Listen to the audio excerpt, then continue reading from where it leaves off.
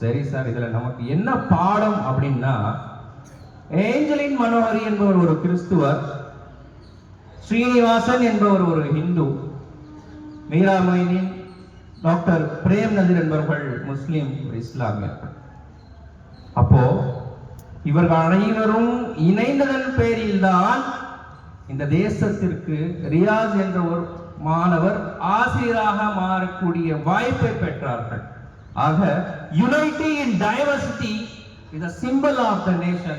அந்த வேற்றுமையில் ஒற்றுமை என்ற மாபெரும் கட்டமைப்பை அமைக்கின்ற உன்னதமானவர்கள் யார் என்றால் ஆசிரிய பெருந்தகைகள் என்பதுதான் இந்த உலகத்திற்கு நாம் சொல்ல வேண்டிய முக்கிய ஒரு செய்தியாக இருக்கிறது. இதே பள்ளி உதயகுமார் சார் சொன்னார், ரொம்ப அழகா சொன்னார்.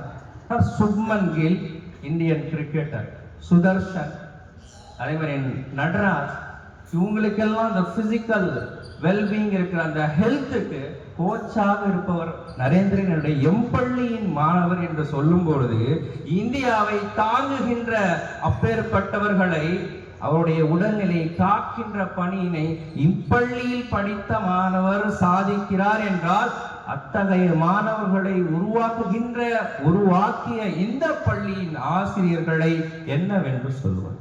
ஆக இந்த நன்னாளில் உங்களுக்கு பிடித்த ஆசிரியர்கள், உங்களுக்காக உழைக்கின்ற ஆசிரியர்கள், இந்த தேசத்தை மாற்றுகின்ற ஆசிரியர்கள், ஒவ்வொரு ஆசிரியர்களுக்கும் உங்களின் பலத்த கரகோஷத்தை கொடுக்க வேண்டும் என்று நான் அன்போடு கேட்டுக்கொள்கிறேன். Please cheer up.